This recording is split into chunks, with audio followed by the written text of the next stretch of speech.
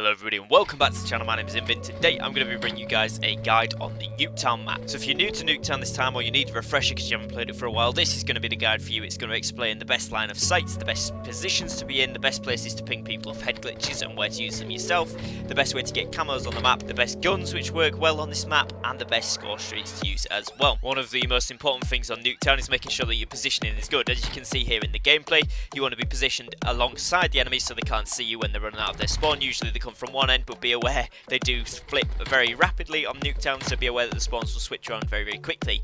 What you're going to want to do is position yourself in an area where you can get a lot of kills quickly in this game. The next thing that you're going to want to look at is position to get long shots. So you're going to want to stand right along the back wall of the green garage, aimed at the opposite yellow house garage, and this is one area where you can get long shots. Alternatively, from the yellow house garage, you can lay down on the floor just in front of where the front door of the garage is. Straight on the right hand side of the greenhouse from your position, you'll be able to see down that straight to the garden there. You'll be able to get long shots with an AR from this range as well. Another great thing on the yellow house garage is standing up where you can see me in the gameplay here, where I am above to the side of the door, which gives you a little bit of an advantage as people can't see you from behind when the spawns flip. As you can see here, I managed to grab a couple of kills by people not being able to see where I was. So the most important tip I can give everybody for playing Nuketown is positioning. Positioning is going to be the most vital thing. It's going to keep you alive, allow you to get the score streaks in, and most importantly unlock those camos, particularly when you're going for those bloodthirsty medals. As you can see in the gameplay, this is one of the round starts I had playing earlier on the Nuketown 24/7 playlist. This is a great way to run if you're playing domination. Straight to the B flag, hold this position. It gives you a great head glitch advantage, but also means that you can pick people off if you get there before them, and gives you a nice clear line of sight onto 2 or 3 different positions, which is really good. You can see down the side of the house to the right, you can see to the left of the green garage, and you can also see the window and front door if they push those ways. So you've basically got the entire side of their map covered, particularly in domination when they're going to be capping their home flag first. When you're going for camos on Nuketown, the hardest camos to get are the kill enemies whilst they are taking cover from you. There's some great spots on Nuketown to get this. Both of the windows are the obvious two. There's also the mid truck when people are crouched on it or hidden over the side of it. There is the B flag on domination, which has the boxes and the boxes around the truck as well on domination. There is the sides of the garages, and of course the fences at the back of the spawns if you have got the enemies in a spawn trap.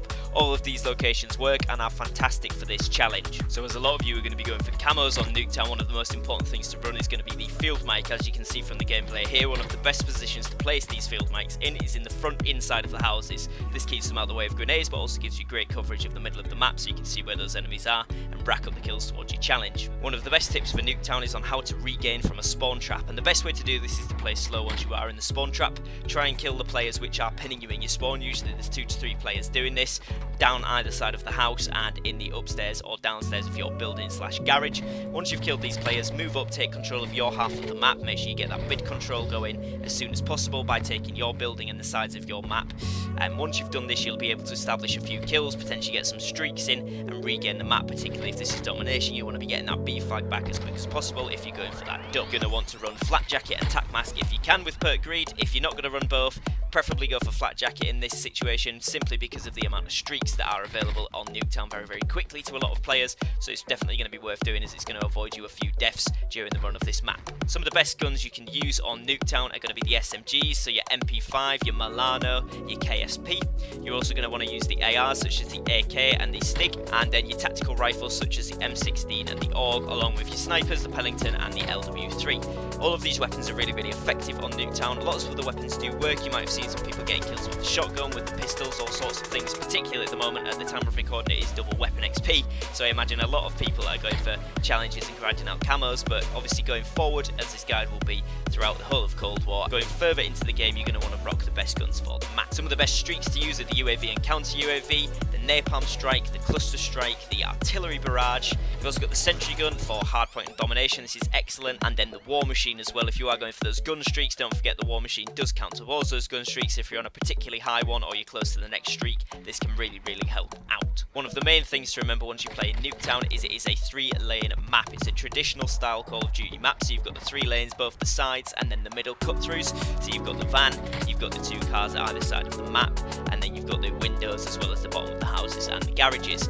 It's really important to hold all of your angles correctly when you're playing this map, and once you find a rhythm that works for you, you're going to be able to dominate the game every single time you play. So just have fun with it, enjoy the map, and try and do the best you can. If you have enjoyed this video and you've learned something new, feel free to drop a like down below, and don't forget to subscribe to my channel because it really does help me out. I'd like to thank you guys for watching, and take care. Peace.